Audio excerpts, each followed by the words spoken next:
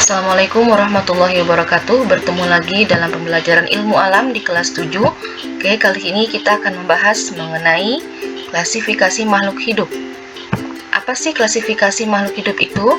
Klasifikasi adalah pengelompokan makhluk hidup berdasarkan ciri yang dimilikinya. Ilmu yang mempelajarinya disebut sebagai taksonomi. Klasifikasi dapat dibedakan berdasarkan kesamaan cirinya, morfologi dan anatomi, tempat hidup, makanan, dan lain-lain. Semakin banyak persamaan cirinya, maka semakin dekat kekerabatannya. Morfologi adalah ciri yang tampak dari luar, seperti berkaki 4, berambut, memiliki mata di depan, dan sebagainya. Kemudian anatomi adalah ciri yang terdapat di dalam tubuhnya, misalnya memiliki rangka atau tidak memiliki rangka, jantungnya memiliki ruang 2, 3, atau 4, dan sebagainya. Tempat hidup, misalnya ada yang berhabitatnya di air atau habitatnya di darat. Makanan, ada yang bermakan rumput atau memakan daging. Makan rumput biasa kita sebut sebagai herbivora, makan daging disebut sebagai karnivora. Itu adalah beberapa klasifikasi sederhana. Kemudian di sini kita ada tingkatan klasifikasi. Tingkatan klasifikasi ada yang paling pertama adalah kingdom atau kerajaan. Kemudian divisi atau filum, divisi adalah pada tumbuhan, filum pada hewan, kelas, ordo, famili, genus, spesies. Semakin ke bawah, maka persamaan yang dimilikinya semakin banyak. Kalau misalnya kingdom, maka perbedaan antara kingdom itu sangat jauh berbeda. Semakin banyak perbedaan, maka semakin jauh kekerabatannya. Sedangkan semakin banyak persamaan, maka semakin dekat kekerabatannya.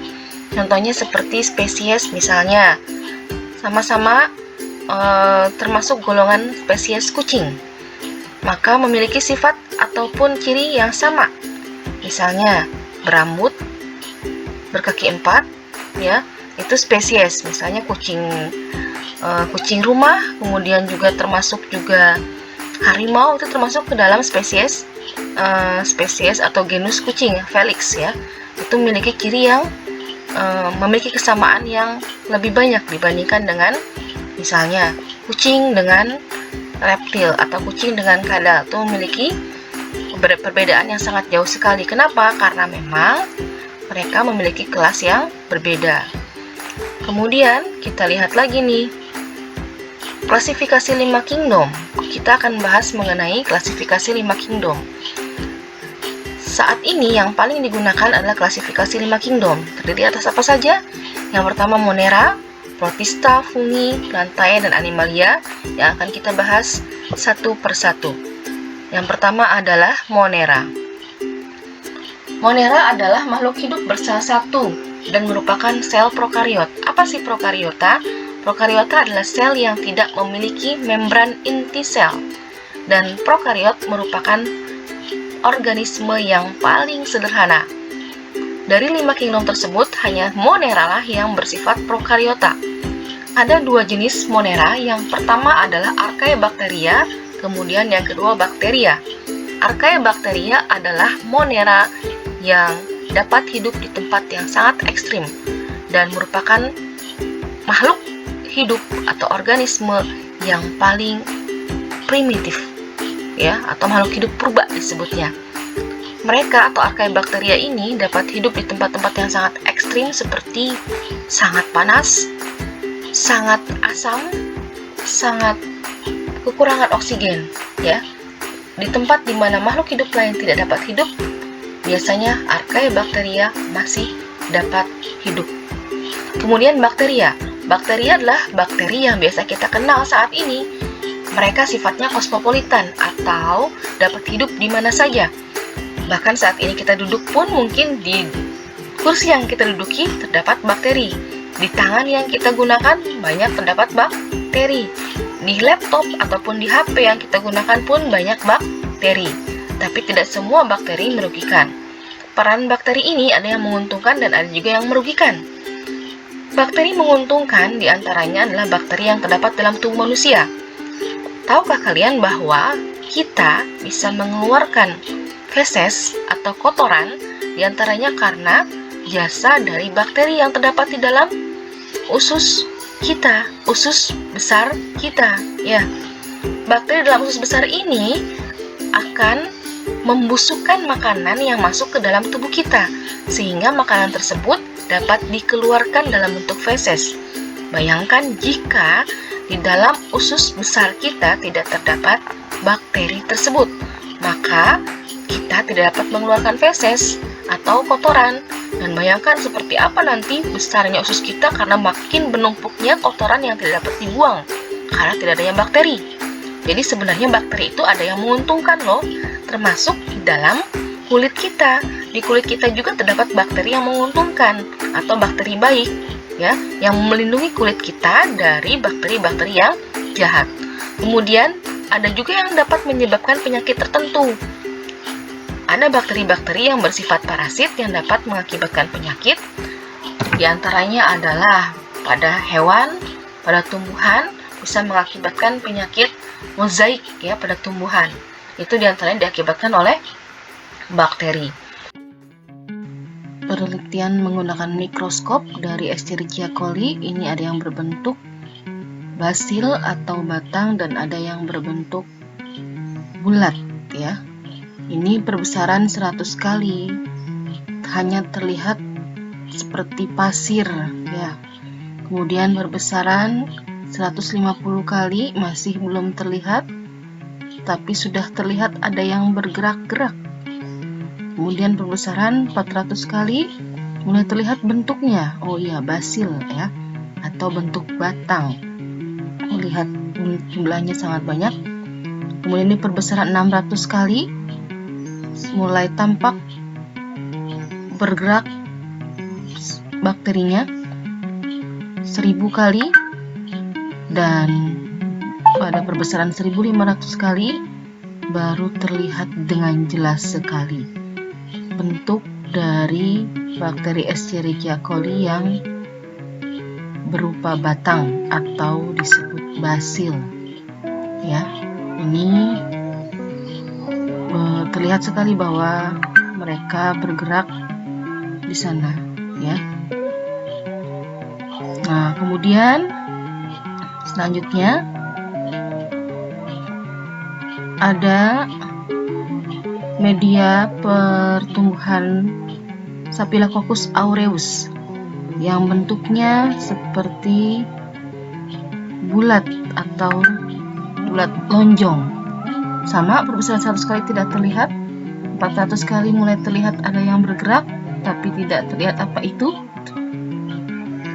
Kemudian perbesaran 600 kali mulai tampak ada pergerakan, ya, tampak ada pergerakan, ada bulat-bulat yang tampak bergerak.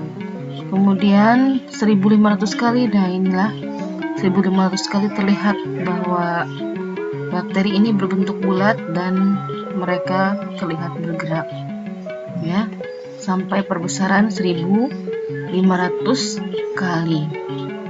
Nah, itulah bakteri, ya. Jadi kita memang tidak dapat melihat secara langsung, tapi bisa menggunakan mikroskop. Kemudian ada protista. Apa itu protista? Protista adalah organisme bersel satu dan bersel banyak. Umumnya mereka hidup di air atau tempat yang lembab. Ada 3 jenis protista, yaitu protista mirip hewan atau protozoa, protista mirip tumbuhan atau algae atau ganggang, dan protista mirip jamur. Protozoa atau protista mirip hewan dibedakan berdasarkan alat geraknya, yaitu Rhizopoda yang bergerak dengan menggunakan kaki semu, Ciliata yang bergerak dengan menggunakan rambut getar, Flagellata yang bergerak dengan menggunakan bulu cambuk, Sporozoa yang tidak memiliki alat gerak. Protozoa itu lebih banyak bersifat parasit.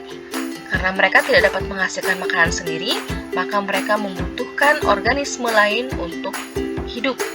Ya, mereka dapat memakan organisme lain atau menumpang pada organisme lain. Kemudian alga atau ganggang. Alga atau ganggang adalah protista yang mirip tumbuhan. Mereka memiliki klorofil sama seperti tumbuhan, sehingga mereka dapat menghasilkan makanan sendiri. Dibedakan berdasarkan pigmen warnanya. Ada alga merah, alga hijau, alga biru, alga keemasan, dan lain sebagainya. Alga ini biasanya menghuni air. Di Kolam yang kalian biasa lihat atau kalian katakan sebagai lumut, itu sebenarnya bukan lumut, tapi itu adalah alga atau ganggang. Protista mirip jamur. Protista mirip jamur tidak dapat menghasilkan makanan sendiri dan kebanyakan bersifat parasit. Kenapa disebut seperti jamur? Karena memang mereka hidupnya menggunakan atau memanfaatkan organisme-organisme yang sudah mati, sama sifatnya seperti jamur. Ya, kita akan lihat keajaiban protista di dalam kolam. Adalah ponds are a miracle of nature, atau kolam ya, keajaiban sebuah kolam ya.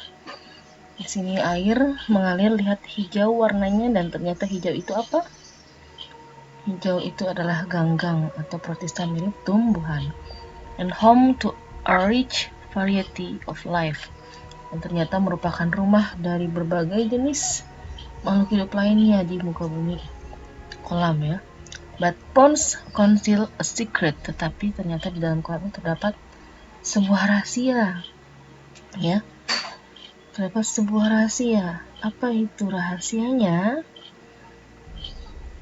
Kita lihat di lapisan paling dalam, hidden under their surface, di lapisan paling bawah ya.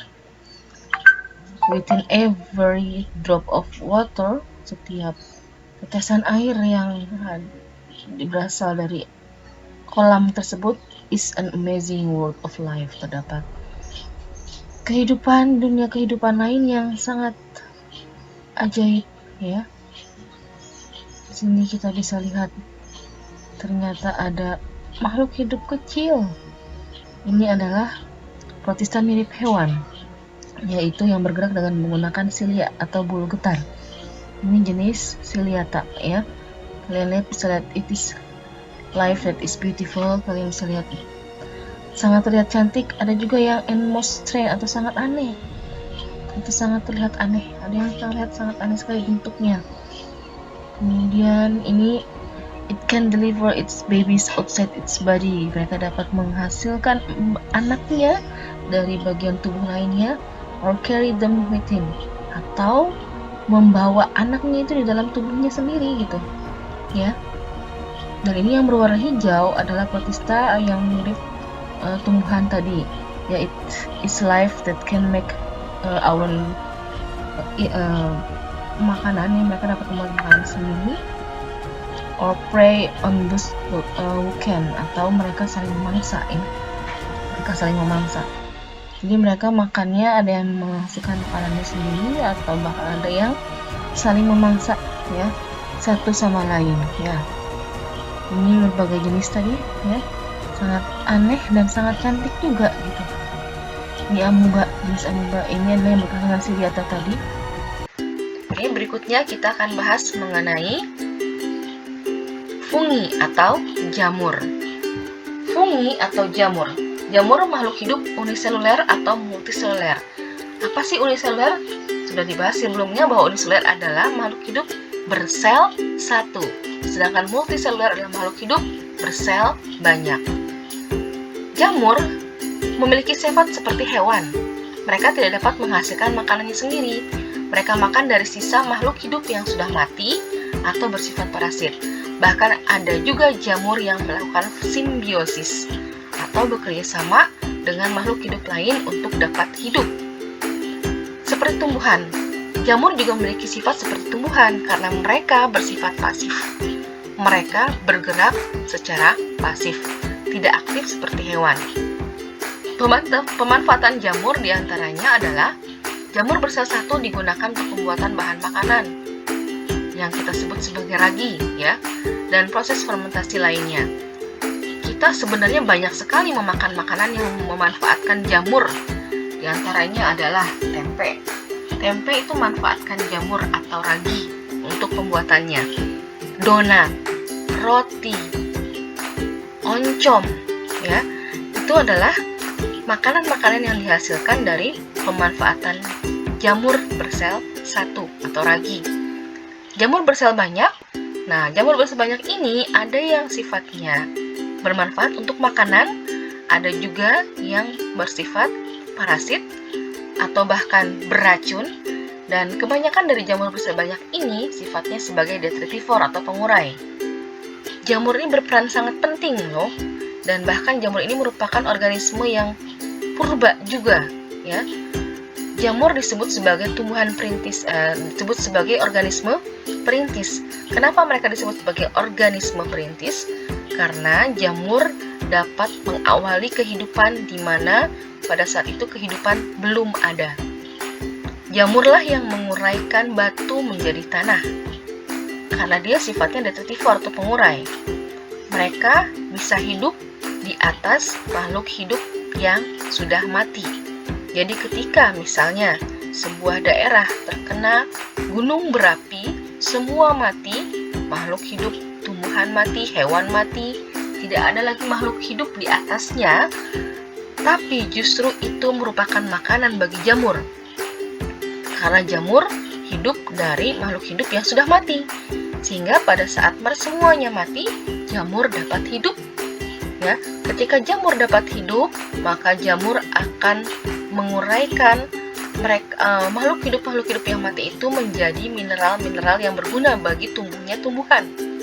Sehingga ketika mereka atau jamur ini dapat menguraikan makhluk hidup yang mati tersebut, maka tanah akan kembali subur sehingga tumbuhan dapat tumbuh.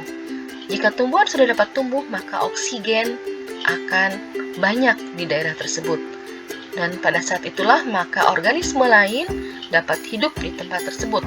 Jadi yang tadinya tempat tersebut itu mati kalau tidak ada makhluk hidup di dalamnya, tapi ketika jamur sudah dapat tumbuh di sana, maka akan muncul kehidupan baru di tempat tersebut. Makanya jamur disebut sebagai organisme perintis, ya.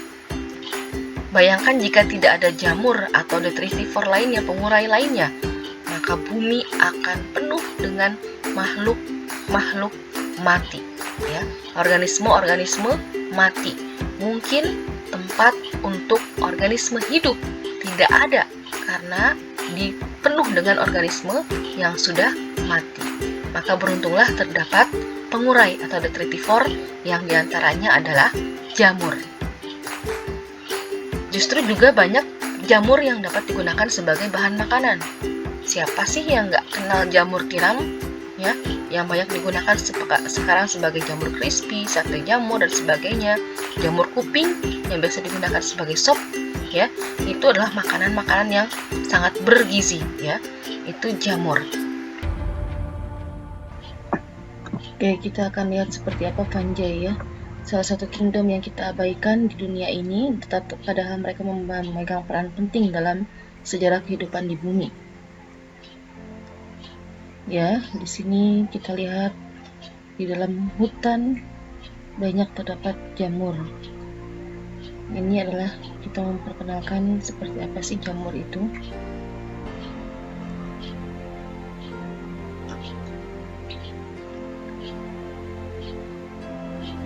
Jamur diantaranya termasuk yang kita kenal sebagai mushrooms, yaitu jamur yang berbentuk payung, ya. Kemudian juga ada yeast atau yogurt, ya, itu juga yeast itu adalah jamur juga. Molds atau ada yang bilang jamur lendir. Kemudian juga truffles ini jamur yang tumbuh di dalam tanah, ya, di akar-akar. Lichen itu juga termasuk simbiosis antara jamur dengan lumut. Bahkan termasuk jamur yang terdapat di kulit kita yang mengakibatkan penyakit, ya. Jamur yang mengakibatkan penyakit. Ternyata jamur itu memegang peran vital dalam makanan bagi tumbuhan. Mereka, mycorrhiza ini, membuat jaringan antar tumbuhan yang satu dengan tumbuhan yang lain dalam berkomunikasi, dan mereka juga merecycle berbagai makhluk hidup yang mati menjadi mineral-mineral yang bermanfaat. Mushroom itu menghasilkan badan buah yang bisa kita makan. Dan bahkan jamur itu dapat memakan batu, memakan atau mencerna kayu, mengembangkan roti-roti yang kita buat. Kemudian yang berikutnya adalah plantae. Maaf ya. Plantae atau tumbuhan. Plantae adalah organisme multiseluler. Semua plantae bersel banyak atau multiseluler. Dan plantae merupakan pensuplai oksigen terbesar di bumi. Mereka dapat membuat makanan sendiri karena mereka memiliki klorofil. Bergerak pasif, tidak aktif, ya. Tumbuhan yang bergeraknya diantaranya adalah akar di dalamnya. Bukan tumbuhannya yang bergerak, tapi bagian dari tubuh tumbuhan tersebut yang bergerak, seperti contohnya akarnya saja, ya, yang bergerak untuk mencari air atau makanan. Mereka berkembang biak dengan menggunakan spora ataupun bunga. Ada yang pakai spora, ada yang pakai bunga. Dibedakan menjadi 3, yaitu lumut atau bryophyta.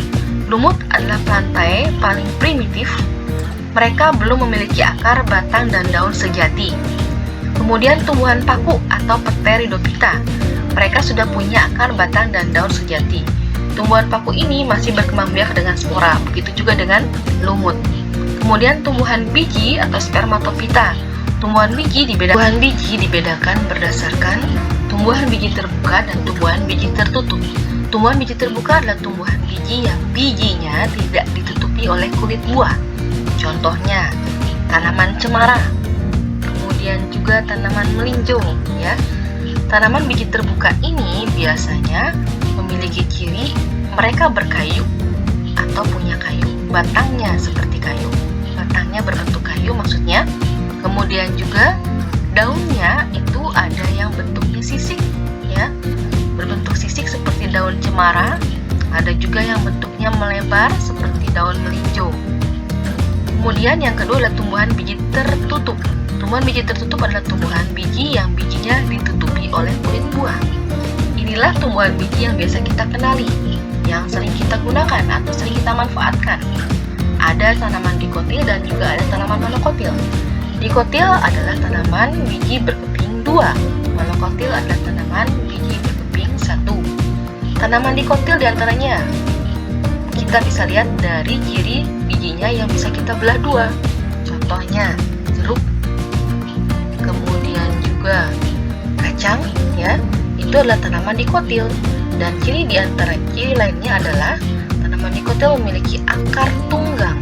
Akar tunggang memiliki ciri mereka punya satu akar yang ukurannya lebih besar dibandingkan dengan akar lainnya. Kemudian tulang daunnya mengirit atau menjari. Batangnya ada yang memiliki kambium atau berbentuk kayu, ada juga yang tidak memiliki kambium.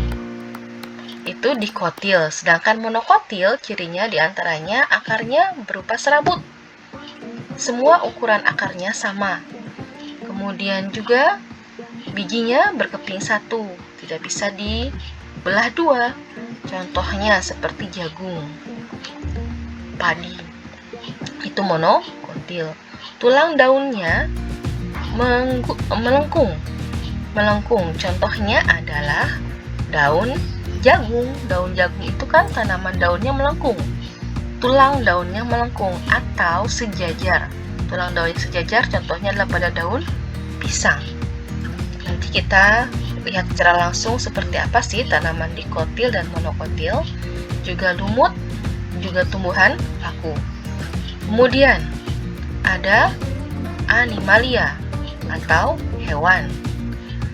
Animalia adalah organisme bersel banyak atau multiseluler. Mereka tidak dapat menghasilkan makanan sendiri. Dibagi menjadi 2 filum besar, yaitu invertebrata dan vertebrata. Invertebrata mereka tidak memiliki tulang belakang. Ini ada 8 kelas di invertebrata, diantaranya Porifera, Coelenterata, Platyhelminthes, Nematohelminthes, Annelida, Mollusca, Insecta, Echinodermata. Porifera adalah hewan berpori. Contohnya kalau kalian suka lihat film SpongeBob, itu adalah Porifera. Coelenterata adalah hewan berongga. Ini yang suka di film SpongeBob-nya apa ya? contohnya adalah ubur-ubur, itu masuknya ke dalam Coelenterata. Platyhelminthes adalah cacing pipih. Cacing pipih, Nemathelminthes, cacing gilik, Annelida, cacing tanah. Nah, ini jenis-jenis cacing nih ya. Moluska adalah hewan bertubuh lunak. Contohnya siput, itu moluska ya. Kemudian juga gastropoda atau hewan berkaki di kepala, cumi-cumi ya. Vertebrata diantaranya ada Pisces, amfibi, reptil, aves, dan mamalia. Pisces adalah ikan. Mereka hidup di air, dan Pisces merupakan vertebrata yang paling sederhana. Kenapa? Karena mereka memiliki organ-organ yang tidak terlalu kompleks seperti makhluk hidup vertebrata lainnya. Kemudian hidupnya itu di air untuk Pisces ya. Amfibi adalah hewan yang hidup di dua alam. Ketika kecil atau dilahirkan mereka di air. Kemudian hidup dewasanya adalah di darat. Contoh amfibi adalah kodok, katak ya, salamander. Itu adalah amfibi. Kemudian reptil. Reptil adalah hewan yang hidup di darat. Contohnya kadal, iguana, buaya ya, itu reptil. Kemudian aves adalah hewan yang juga hidup di darat. Tetapi kelebihan atau perbedaan aves dari yang lainnya adalah mereka memiliki bulu yang dapat membuat mereka terbang, dan juga mereka memiliki rangka yang ringan sehingga mereka dapat terbang. Ketika di udara, mereka menyimpan oksigennya di sebuah kantong yang namanya adalah pundi-pundi hawa. Sehingga ketika mereka di udara, mereka bernafas dibantu dengan pundi-pundi hawa tersebut. Kemudian mamalia. Mamalia adalah hewan yang hidup di darat. Ya, jenis mamalia ini banyak sekali, dan ternyata katanya manusia juga termasuk ke dalam jenis mamalia. Yang kita kenal di keseharian kita juga termasuk banyak jenis mamalia. Kucing, kuda, anjing, sapi, domba, monyet ya, itu semua adalah jenis dari mamalia. Nah, itu adalah pembagian dari klasifikasi 5 kingdom. Untuk berikutnya ada tugas nih untuk kalian ya. Apa itu tugasnya? Kalian coba amati berbagai organisme di sekitar lingkungan kalian. Kemudian klasifikasikan menurut kalian. Apakah organisme tersebut termasuk ke dalam fungi, plantae, atau animalia? Kemudian fotokan organisme tersebut ya. Kalian presentasikan nanti dengan foto dari organisme yang kalian dapatkan. Kemudian kalian klasifikasikan dan kalian berikan alasannya kenapa sih organisme tersebut masuk ke dalam jenis fungi, plantae, atau animalia. Tadi fungi ada yang bersifat menguntungkan, ada juga yang bersifat parasit. Plantae ada lumut, tumbuhan paku, dan juga tumbuhan biji. Animalia ada invertebrata dan vertebrata. Kemudian juga tuliskan berbagai manfaat tumbuhan dan hewan yang ada di lingkungan rumahmu. Pasti di tempat kalian ada tumbuhan kan? Nah, tuliskan oleh kalian manfaat dari tumbuhan tersebut. Atau hewan yang ada di sekitar kalian, misalnya ada ayam. Ayam masuknya ke dalam klasifikasi hewan jenis apa dan manfaatnya apa misalnya. Atau di sana ada cicak, apakah ada manfaat cicak? Nah, silahkan kalian coba tuliskan ya. Dan nanti tulisan kalian boleh diketik atau ditulis tangan. Kalau diketik, silahkan nanti kalian kirimkan langsung ke siap chat atau ke blog yang nanti kalian buat. Jadi kalian nanti membuat blog ya, atau WordPress ya. Nanti kalian kirimkan tulisan kalian ke blog kalian sendiri. Dan nantinya silakan kalian kirimkan ke ibu. Kemudian kalau bentuknya tulisan tangan, maka silakan langsung kalian kumpulkan ke ibu. Itu saja untuk pertemuan kali ini. Mudah-mudahan bermanfaat. Kita bertemu lagi di pertemuan berikutnya. Wassalamualaikum warahmatullahi wabarakatuh.